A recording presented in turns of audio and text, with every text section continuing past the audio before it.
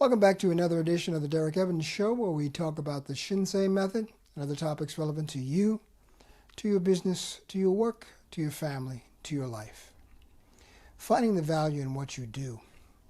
In this segment, I want to talk about one of the main goals of the Shinsei method. I developed the Shinsei method as a method of self-training and self-development because what I found is, number one, there's not a lot of practical advice to make the important decisions in life. That includes career, that includes having a partner or a romantic or relationship, friend relationship, that includes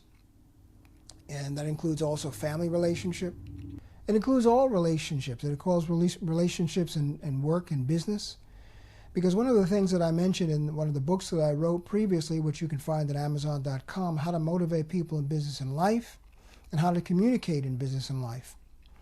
One of the things that I highlighted in both of those books, and I always highlight on this show and at theshinseimethod.com, is the fact that all things that you do are based on relationships, all things that you do with other people, that is. And business ultimately is about people. Businesses, of course, are all about relationships.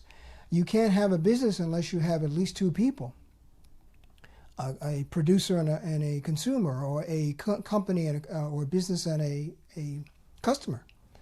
Unfortunately, a lot of the businesses in particular have forgotten that customers present and represent the primary source of business revenue. Therefore, customers represent the primary source of business profit, because profit, of course, is by definition revenue minus costs. And revenue is gained by making something that is of value to the customer. The customer, of course, sees it's of value, and that's why the customer will purchase it using money that, of course, I've talked about in other segments of the show. Money represents time of the life that you spent in achieving that money, earning that money. Whether you work for someone else or whether you work for yourself, you're still going to spend time of your life in order to achieve money, and that's very important. Because money, of course, you've heard many people say money makes the world go round. Well, there's a lot of wisdom to that, because in some ways it does. In more ways than people sometimes realize, particularly if you're younger. So, for example, money, if you are following on this show and really the message, the true message of the Shinsei method, you'll know that career is one of the most important decisions that you'll make. Number one, because career is where you will be spending most of the creative aspects and productive aspects of your life. That gives you a sense of being. That gives you a sense of well-being. That gives you a sense sometimes of feeling good and mental stability. All important principles. And of course, I've just talked about principles of stability, of well-being. Of course, that's tied to strength. And of course, that's also tied to balance, certain mental balance. These are all important. That's one of the reasons that I developed the Shinsei method as a method of principle, derived loosely from the Japanese to mean shin, which is principle, being or mind, sei, which means life. It's the life principle method of training. And when I say training, I mean self-training. And when I'm talking about training, what I mean is the way you think, the way you act, how you approach things, your perspective, your policies, practices, and procedures as an individual. Now, those form, of course, the basis of your life. And the life that you have is really the result of the training that you have. How do you think to yourself? What do you say to yourself? What do you spend your time doing from day to day? Of course, that's going to produce results. Those are going to be the actions that you exercise on a day-to-day basis. And the fruits of that labor, the fruits of those actions are going to produce the kind of life, the kind of lifestyle that you have in more ways than one. Now, when I say money makes the world go round, many people talk about that, but they don't talk about the meaning behind that, the insight behind that. It makes the world go round insofar as you spend the time of your life in a career, most of the time of your life in a career doing something. Now, of course, from the perspective of the Shinsei method, I strongly encourage you to find those things, that kind of career that is going to give you personal satisfaction. Unfortunately, many people don't do that. Many people, and this is nothing wrong with that, if you're working at something and it's honest work, you're giving honest effort to get money in order to live. I've done that for many years of my life. Sometimes that's what you have to do. You have to take a job in order to pay bills, in order to survive. Now that brings me to what I wanted to highlight in this segment of the show. All of that, what I just talked about, all of the interrelationships between principle, between being, between thinking, between philosophy, between perspective, it forms the basis of how you think, and of course it provides the basis of your perspective. And if that perspective is based on what I call the three pillars of individuality, well-being, and profitability, inner strength, inner balance, but particularly self-trust, you're going to be in a much better position. Now, if you've chosen a career that you're good at, that you like, that gives you a sense of satisfaction, so much the better. But ultimately, whatever career you have, whatever job you have, you're going to be spending time of your life in order to earn money. And the money that you have, this is the key point, key takeaway, as many people would say. The key point is that when you are engaged in a career and you gain money, that money allows you to pick and choose where you live. That money allows you to pick and choose what you drive. Now, I'm not talking about material objects only, but material objects and the material things and goods that you have represent something about your life. I'm not talking about status symbols. We put that to the side. If that's important to you, that's your individual choice. That's not what I'm talking about. What I am talking about is your ability to be able to drive things that you feel comfortable in, that you like, for example, versus, again, having to choose a job that you have to take in order to make a living.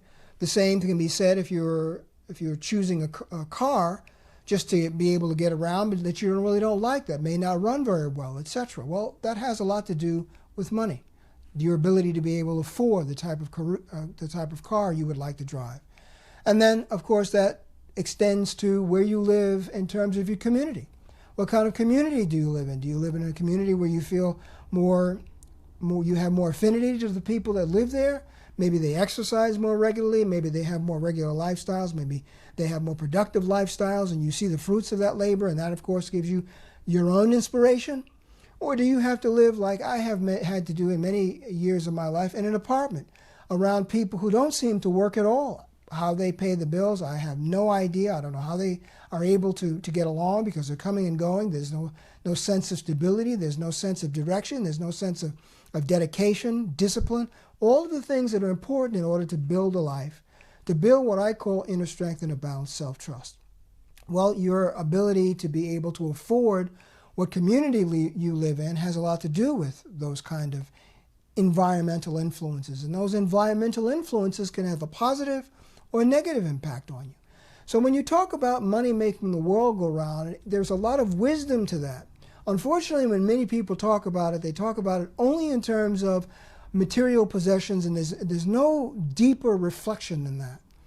Well, what I like to focus on this segment of the show and on all segments of the show and at theshinseimethod.com is to go behind the platitude, to go into the meaning of some of the terms that you use. And that's one of the foundational concepts of the Shinsei method. Analyze your key terms, define those terms in an individually suitable way, act on those terms, reevaluate, repeat. That becomes the process of self-development. That becomes the process of Shinsei. That becomes the process of you. But most importantly, it becomes the process of self-training. And that's what I mean by training. Something that you do on a regular basis. This is an important lesson that I learned in training in self-defense, sometimes also called Bushido, which means do, means way. Bushi were the samurai, means the way of the samurai. And it's a way because it really encompasses everything that you do. It encompasses how you think, how you conduct yourself. And it's very important. And it was developed this way. True Bushido was developed this way in order to create better samurai. In other words, better warriors at that time, but also better people. This was at least the goal. And it's a very important goal. And it has really played a very significant role, and it had a significant impact on my development and my thinking and developing the Shinsei method, because it's a very similar concept. When you're talking about training, sometimes also called kata. Kata means technique. It just means something that you do on a regular basis. And of course, when you're developing a proficiency in martial arts and Bushido, sometimes called Shugyo or Zanshin in the Japanese, it means really to achieve a level of self-mastery, in other words. But it's not really through a conscious and conscientious deliberation to develop that.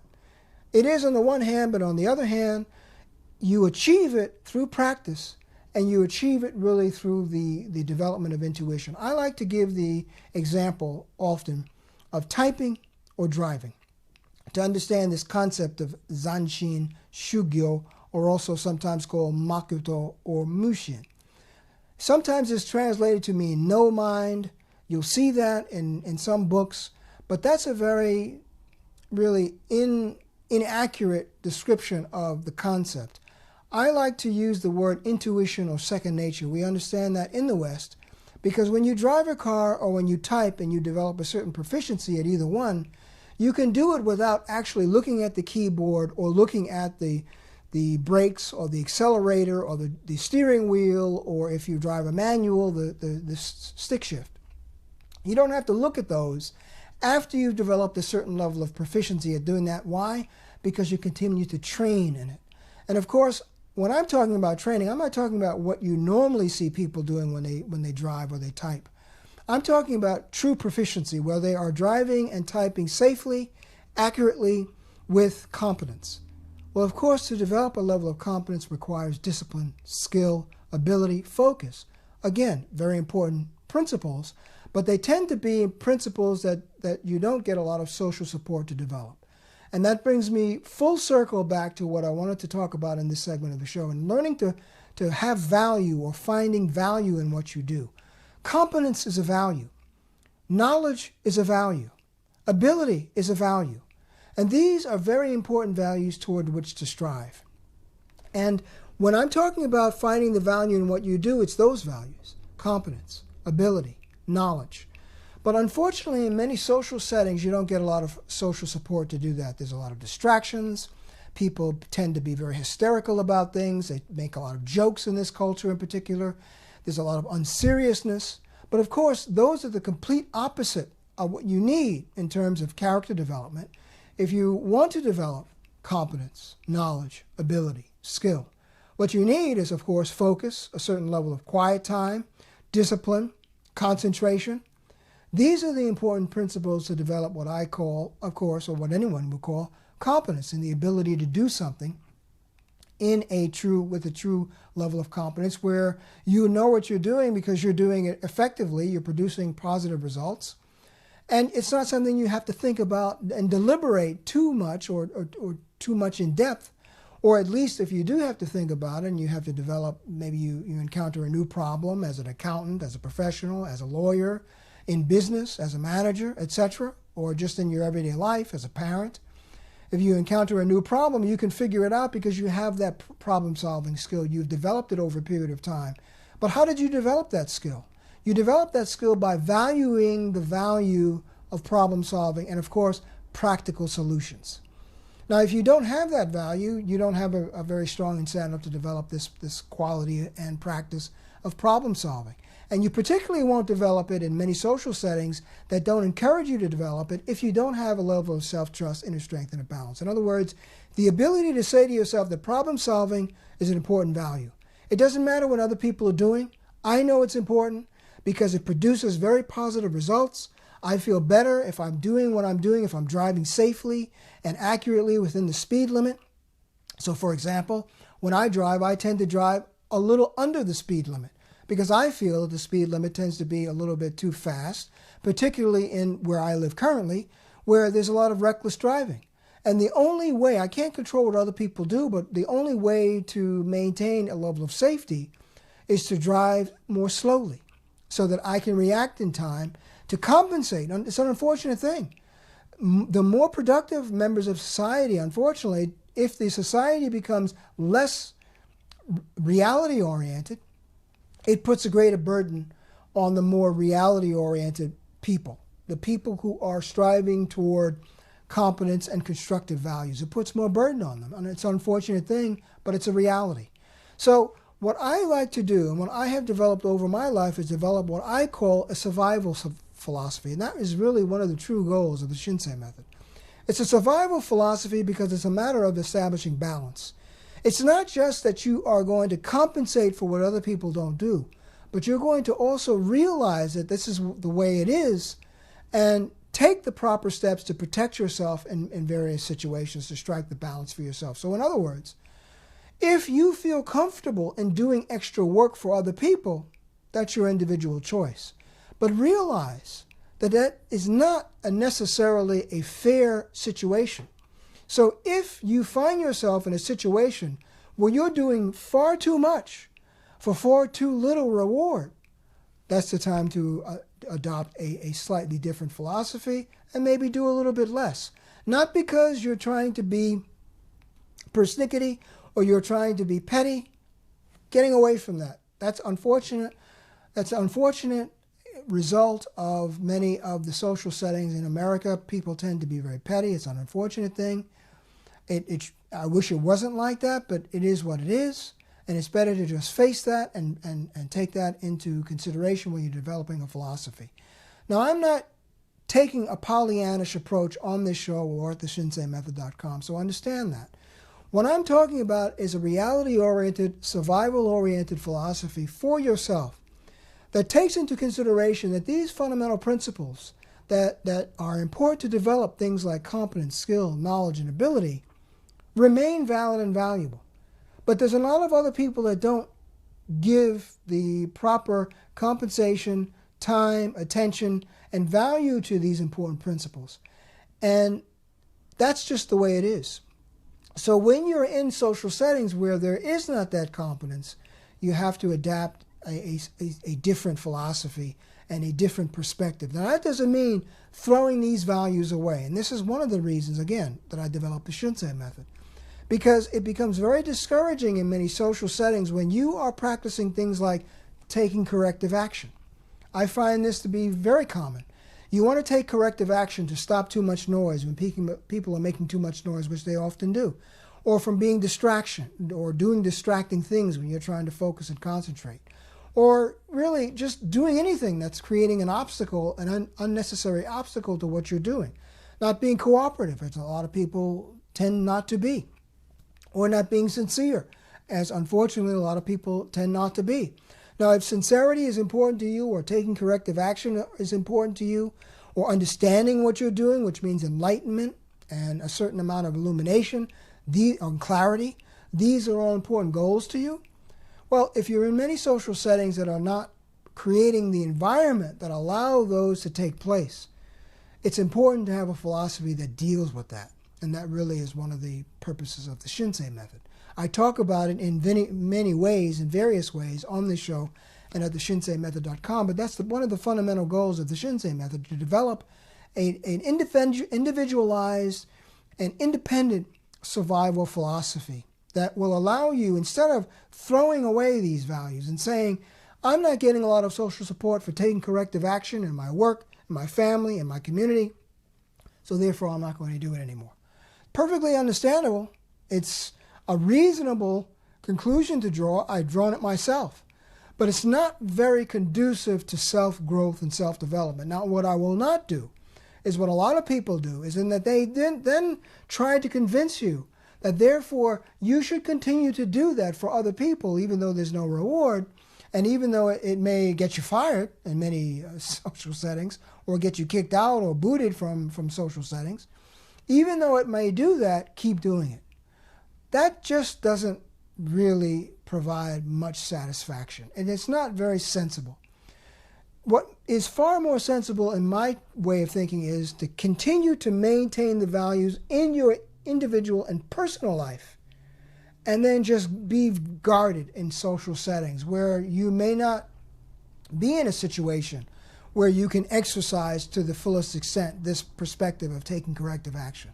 Take corrective action in your own life. So I like to go to the example, for example, on this show and at the Shinsei Fitness channel, which you can find at the Shinsei Method YouTube channel, and more information at theshinseimethod.com. I often like to go back to fitness because I've been doing it a long time in self-defense and martial arts, weight training, started out in powerlifting. Well, actually, I started running at about age 13, and then have continued to exercise on a regular basis since then. But unfortunately, most of the people that I know never exercised. And in fact, both my parents smoked. when I was younger and lived at home many years ago. So to establish a course of action that was health-oriented, really, I came to realize, I didn't know it at the time, but I came to realize required a level of inner strength and a balanced self-trust. Now, through the years, I've been able to develop, and particularly since I developed the Shinsei method, to consciously and conscientiously seek to develop inner strength and a balanced self-trust, because I didn't always have that, and I was doubting those values and was prepared to throw those values away and say, why should I continue to be health conscious when other people aren't doing it? Why should I continue to develop or to pursue a self-corrective action when it doesn't seem to get much social support? As an example, there was an apartment that I lived in once that had a fig tree. The fig tree often, and fig trees are wonderful. They're great fruit, and it's a great thing to have. But they do take pruning, and the figs, like any fruit tree, will drop. But unfortunately, if you don't clean that, if you don't clean up those figs, it attracts animals. And that was what was happening. So there was an apartment that I lived in with many other people, and I lived with a partner at the time, many other people who lived in that apartment, and not one people, including the landlord, cleaned up those figs. But I continued to see rodents, in fact, coming up to those figs, and I was seeing things that I didn't want to see. So I cleaned it up. And then I got many people who were walking by me when they would see me sweeping up those figs, looking at me like, what are you doing that for? That's what I mean when I say that you don't get a lot of social support when you are trying to do things like take corrective action. And in fact, many times when you take corrective action, you get singled out as someone who is making waves. That is a very strong, in some cases punitive, social response to what you're doing. In what you're doing in an objective sense is very reasonable. So in order to continue, rather than saying, I'm not going to do this anymore, maybe I wouldn't do it in that situation again, maybe I would take a different approach, but I would not throw away the value of taking corrective action. That's what I learned in developing the Shinsei method and the importance and power of the 3 pillars of individuality, well-being, profitability, particularly self-trust. Because there's very many times like that when you want to take corrective action in a community to stop something, and I can give you many examples of this, and you take that corrective action and other people look at you like, why are you doing that? Nobody seems to think that it's important to clean up in a situation, whatever that situation might be. You might see a lot of people who litter. You see many signs. You see a lot of people talk about how important it is to pack things out if you go camping or if you go into wilderness settings. And what do you see a lot of people doing? Leaving a lot of garbage. It very often that happens. And then if you are trying to do what's right, you're packing out, even if you take people with you, they're not doing it. And if they see you do it, they may not contribute. That's, again, another subtle way to say that what you're doing is not too terribly valuable and important in a social setting. So it sometimes is very tempting to say to yourself, people are not showing much attention or giving much value to what I'm doing, even though what I'm doing is reasonable and rational, even though many people say that this is what I should be doing, so I'm not going to do it anymore. Too much trouble. Perfectly understandable. But that does not mean that the value is irrelevant. That's what I wanted to highlight in this segment of the show, and it's one of the most important elements, if you want to call it a secret, of finding value in what you do, because that is the value. The value is the value itself, and realizing that it's a value is the value. Maintaining that value is the value. But in order to do all of those, to guard the value, to defend the value, to pursue the value, whatever that value, that constructive value may be, I've talked about many in this segment already. Competence, skill, knowledge, ability, corrective action, clarity, principle. Any of those are values, important values. But to pursue those values, to guard those values, to defend those values, then becomes a life mission, a way. Again, going back to Do or Way, Bushido or Way, Shinsei Do, if you want to look at it that way, as a way of looking at things. That's why Do and this concept of way was so influential to me, because it becomes a perspective, it becomes a philosophy, it becomes a way of looking at things, it becomes a mindset, it becomes who you are. And that's one of the most important aspects of the Shinsei method, and one of the most important lessons to learn in self-development, self-training, and through this process of developing you. Until the next time on the Derek Evans Show, where we talk about the Shinsei method and other topics relevant to you, to your business, to your work, to your family, to your life.